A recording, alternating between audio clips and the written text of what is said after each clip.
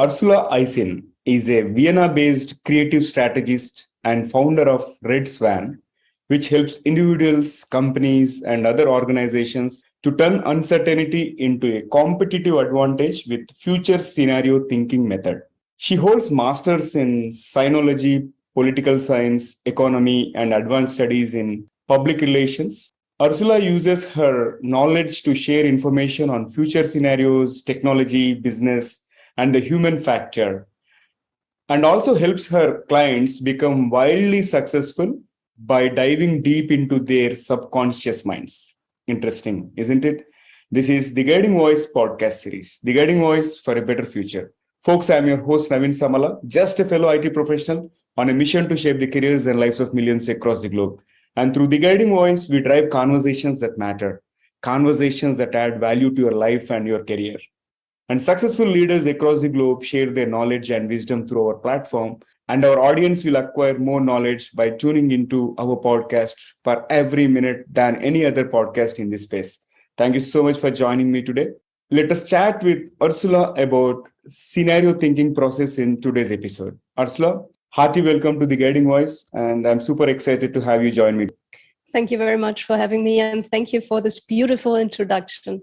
Yeah, pleasure to have you, Ursula. And let's dive into the conversation. Just to begin with, probably you can share about your career journey, how it all started. How did you get into your current position? Mm-hmm. I used to work as a production manager, narrator, and presenter in theater, film, and opera before I took a 180-degree turn and became a technology consultant and communication professional. I then worked for Austria's biggest and most prestigious PR and lobbying agency. So I got really insights into politics, public relations, and also economy, because of course our clients were from the business side. And then actually I took another turn and became a future scenario facilitator. And taking this wonderful methodology, I founded my own business, Red Swan, in 2015. And since then, I develop future scenarios for companies, but also individuals, to help them to turn uncertainty into an advantage. All right, that's quite impressive journey. And you mentioned about Red Swan is the company name, right? I heard about Black Swan, but Red Swan sounds interesting. So can you share briefly about what this Red Swan is all about? Most certainly. You already mentioned Black Swan.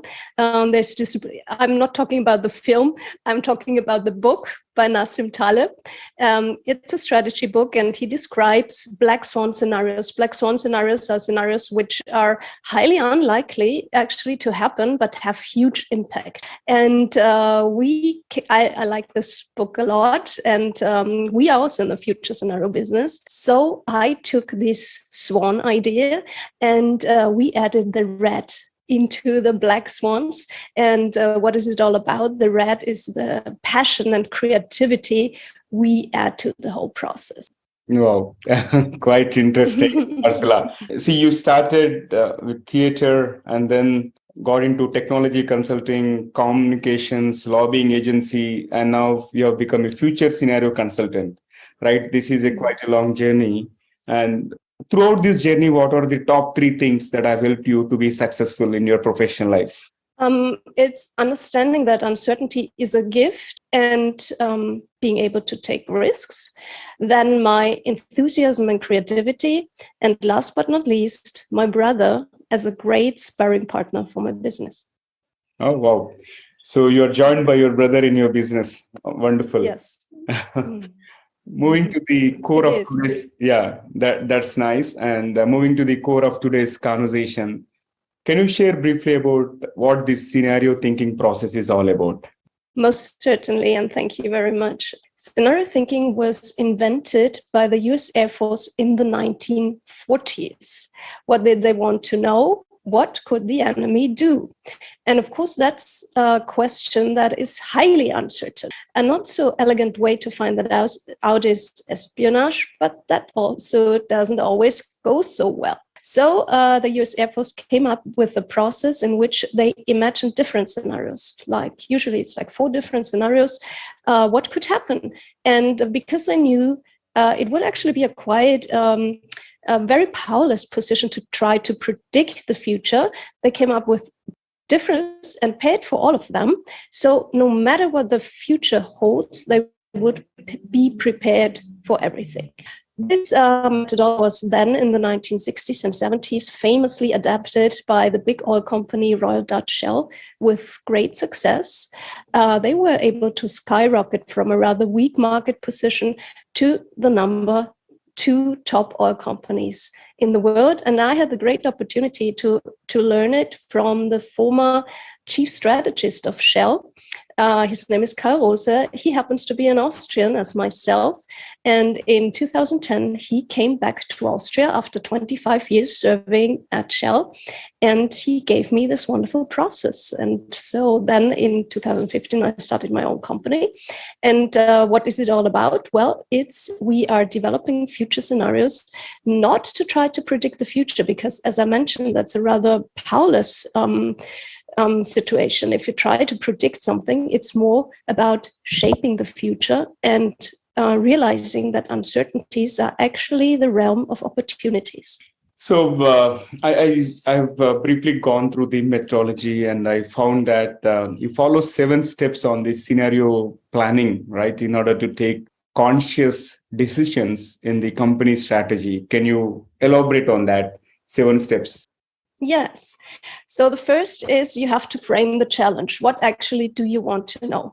Maybe I accompany this by an example. I used that for a 13-year-old student who had to decide which school she wanted to go to, because in Austria at 13 you have to decide that. And her whole family was actually quite desperate. It was like, we don't know, she doesn't know, she's desperate, we don't know how to take this decision. So I said, well, I have a process for that. If she wants to, I can guide her through this process, and maybe we can find out what would be the best decision for her. And actually it worked very, very well. I was actually concerned because I had never tried it on a 13-year-old. And as I mentioned, it's a process that comes from the military, but it works very, very well with young people because they like to think about the future. They are the future, right? So, well, first we framed the challenge. The challenge was, which school do I want to go to? Then we were gathering driving forces for this topic. In this case, I asked her things like, what would you like to see changed in the world? How would you like to contribute to that? And what are skills you already have or you would like to acquire to solve this problem? We were gathering that. And next, we were analyzing these different driving forces she had. And for this, we use something that's called an impact uncertainty map. We ask, how important is that for your question? And is it already certain how this will develop? Or is it still uncertain? Why do we do that? We actually want to sort out the certain trends. Why are we doing that? You should never exhaust yourself with trying to change things you cannot change. So we rather focus on the uncertainties, and also because it's the realm where you still can shape the future. And of course, for especially for the youth, that's very important. Then from these critical uncertainties of the future, we took 2 most significant critical uncertainties as dimensions for a scenario cross. You always form something like a cross. So you have 2 dimensions, and then you have 4 different scenarios. These 4 different scenarios actually were 4 school types then. And next, I asked her to act out the 4 different scenarios really until the end. If you go to this, will you reach your goals? Will you reach your career goals? In her case, she told me that she really doesn't like injustice and when people are treated badly. So her goal actually was to study human rights law and become a human rights lawyer. And according to this, we acted out the scenarios. I even interviewed her from the future. Like, now you're 21 years old and you actually are studying international law. what decisions did you take? Did you go to the right school? Was it a good decision you took? And did it bring you to where you are now? And that was really, really very playful and very interesting. And next, we deducted risks and opportunities that would come from the different school she would choose. Like if you go to the technical school, maybe you miss out on the social skills, or you do not get so much about economic and business forces that might also influence your thinking, your mindset, etc. The next thing is to take inspired action steps. That's the seventh step. And she did that. She decided which school she wanted to go to. When her mother came to pick her up, this is what we did that on a Saturday from 10 a.m. to 4 p.m. Her mother came and she asked, do you now know which school you want to go to? And I said, well, I think she knows quite well what she wants. And the mother again was like, but you told me you don't know. And then the girl said, well, Mom, until today, I didn't know, but now I do. So this was the whole process, and it was very rewarding. So uncertainty to full clarity. That is what this girl got. Yes. Yeah.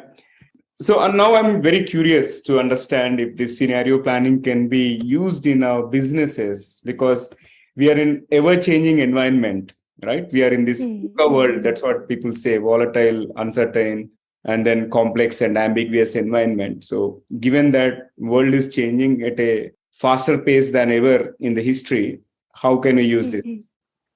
Yes. I must say that when this whole craziness, let's call it, started in 2020, my phone didn't stop ringing.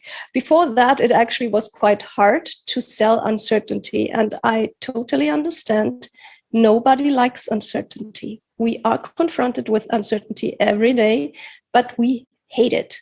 People usually, especially in business, managers in business, usually say, rather give me some certainty than teaching me about uncertainty, right? Rather give me some predictions I could rely on, but actually we cannot rely on any predictions. The future is not ours to see, it's ours to shape. And this is actually what we do in the scenarios. And what I'm seeing now, it's really also very rewarding to help businesses through this stormy waters. And I think the most important thing is that with the scenario process, we really dive deep with the driving forces down to the core principles and values a business has as a beacon of light guiding them through stormy waters. Then you are not just like tossed around all the time. You know, these are our guiding principles, and we can actually capitalize on that. Mm-hmm. Yeah, quite interesting. And I'm getting fascinated towards this subject. Now, talking about converting this uncertainty into competitive advantage, right? And by doing so, I think we can also create our desired future for the business, right? So Yes. what are your tips on this particular topic? Yes, maybe also a personal example. I attracted a lot of bad business partners, and I wanted to change that.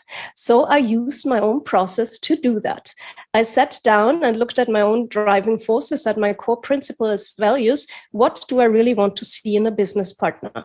I came up also with 2 dimensions. The one dimension is trust. Can I trust this person or not?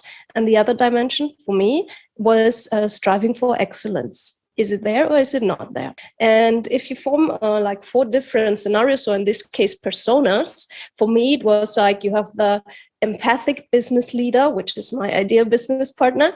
You have psychopathic business leaders, you have narcissistic business leaders, and you have the supporter who might not strive for excellence, but can support you in your business. Then next step is you have to take inspired action steps. I think awareness is very important, and this is what we do first. You have this deep dive and become aware what are your core principles, but then you have to act accordingly. And this is what I did. I analyzed that and ask myself, why am I always attracting narcissists and psychopaths? I tried them all and I was sick of it.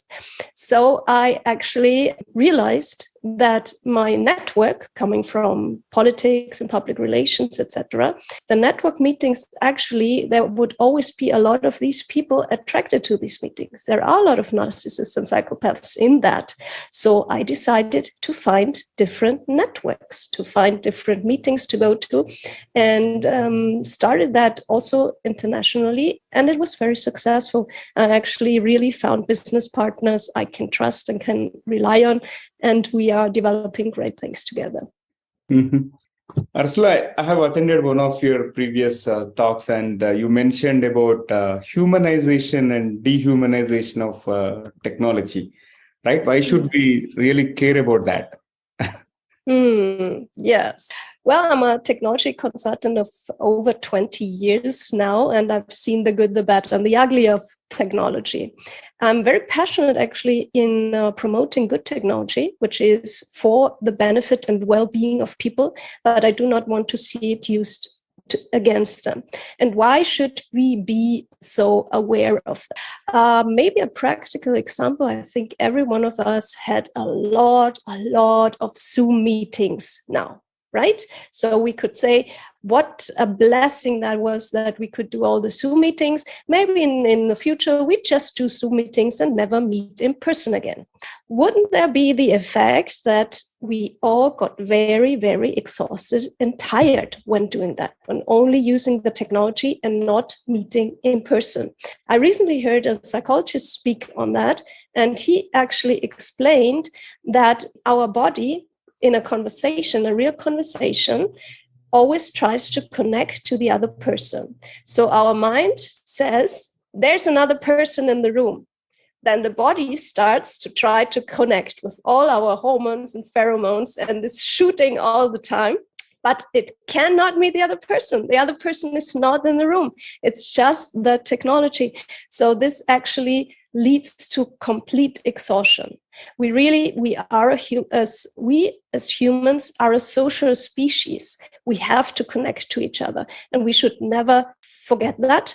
And if technology helps us to connect to other people, it's very good. But if technology tries to tell us, oh, only live in the virtual realm, only play computer games at home, and only live in the metaverse, I think that's very problematic, and it's very unhealthy for people. But unfortunately, people are just glued to the technology and trying to become lazy. That is the important problem which you are trying to address by educating. So good to see that. Definitely. Yeah. So in this world where everything is getting automated, right? And is a fully automated world success for humanity, or it's dangerous? And also when it comes to businesses, if you look at some of the processes which were done manually, majority of them are automated at this point in time. And tying that with the efficiency achievement and all, how much of this business processes needs to be automated? I think, of course, there's a place for automation, but it always should be in the right place. I think, for example, in customer service, every one of us has experienced how good voice bots work, right? I think everyone had a really, really bad experience. You just want to call them because your internet is not functioning, and the voice bot is telling you, I don't understand you. Can you please say that again? And you try to say internet. And the voice bot says again, I don't understand you. Can you please say that again? So actually, it does not work so well yet. And I also think that the automation should be on the back end. Why not having it on the back end, like for the ticketing service? If you already know, oh, this customer already called 3 times, this is something they usually do not know. This is very useful. If they have a automated ticketing system that tells them this customer already called 3 times, they want to change their modem or something like that, that's very useful. But do not try to replace human beings in the customer journey, for example, with machines. It just doesn't work, and nobody wants it. And for the future of works, I had the opportunity to develop scenarios for the future of works recently. Then we asked people to really live the scenarios and also to imagine their different personas from very young to very old and different types of careers. And actually, there was a scenario that was called the fully automated stress scenario. And people just hated that. They actually thought that's really, really the very worst thing that can happen. But we are already halfway in, and we should do something about it. A great conversation so far, but let's add some spice to the episode. I'm going to kick off a quick rapid fire round with your consent. Are you ready? All right. So all you have to do is just answer those questions crisply in a word or two kind of thing. And with that, I'll fire the first bullet. So Ursula, what was your childhood fantasy? I always had this dream of flying away. Okay. Next one, what is one best piece of advice that you have received so far? With your passion and fresh perspectives, you can do everything. Wow. With your passion and fresh perspective, you can do everything. Great. Okay. Moving to the next one. What are three things that you cannot live without? Good talks, long walks, music and dance. That's four, I know, but...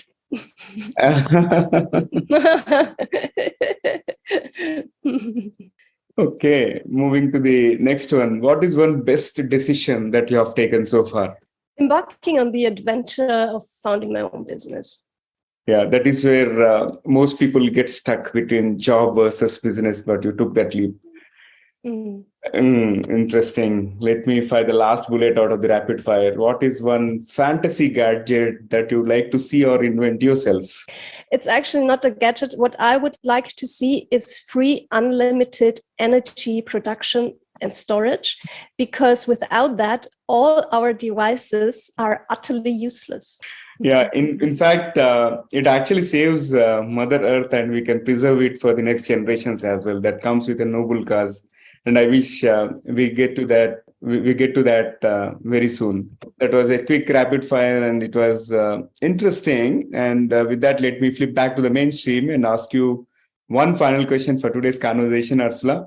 What will be your biggest piece of advice to those aspiring to make big in their career or lives? You can pick either of them. I think for both career and life, I would never really separate the two. Is turn uncertainty into an advantage. Oh, such a profound and powerful message. Turn an uncertainty into advantage. Yeah, in fact, I think this is the time where we are living in uncertain times, and definitely whoever is able to convert those uncertainty into certainties and turn them into complete advantage, they are going to flourish in the market. All right. Yes, Great. Win big times. Yeah, win big times. Yeah, great tip. And Ursula, thank you so much for joining me today. And it was a fabulous conversation. Thank you for your time and amazing insights. Really appreciate it. Thank you, Naveen, for your time, for the great question and the great conversation. I really enjoyed it. Yeah, same here, Ursula. So, folks, before we move into the trivia section, here is a request to you. In case if you haven't subscribed to us, please subscribe to us from the app where you have tuned in from. Also, if you have loved this episode and enjoyed the conversation, feel free to share with at least 3 of your friends or colleagues who can benefit from the guiding voice. Thank you so much in advance. Now, let's hop into the trivia segment of today's episode. So today we spoke about scenario thinking, future scenario planning, and also a bit of technology. I would like to share a trivia about the first handheld phone. Do you know Motorola is the first company to manufacture a handheld mobile phone? And Martin Cooper is the father of the handheld cell phone. He's also the co-founder of several communications companies. It was in the 1970s when Cooper was with Motorola, which was an American multinational telecommunications company, when he invented the first handheld cellular mobile phone. You know, Martin Cooper led Motorola with his inventions and brought them to the market in the year 1983. And he was the first ever person to make a handheld mobile phone call in public. Interesting, isn't it? That's all for today. Thank you so much for joining me. But folks, before I let you go, I request you to share your topic recommendations and guest speaker suggestions through social media or email us at theguidingvoiceforyou@gmail.com. I'm your host, Naveen Samala, just a fellow IT professional and a passionate learner on a mission to shape the careers and lives of millions across the globe. Until next time, bye-bye. See you all in the next episode with another wonderful guest.